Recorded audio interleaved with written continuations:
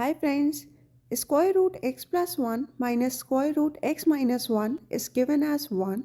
Whenever the question has a square root, always define the domain first. The value inside a square root must be greater than or equal to 0. And here also x minus 1 should be greater than equal to 0.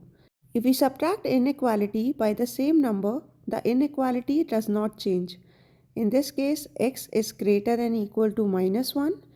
In this case, add 1 both the side. So x greater than equal to 1.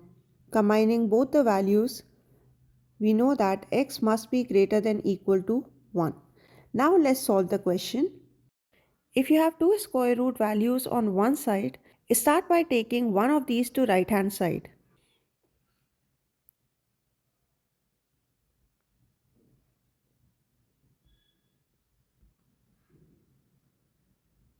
Now if you simply square both the sides,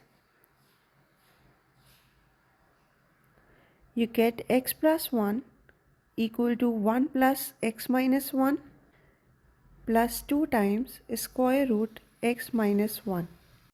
1 minus 1 would be 0 and bring this x to left hand side.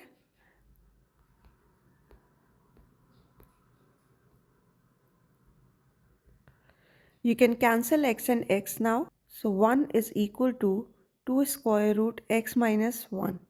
Again you can square both the side.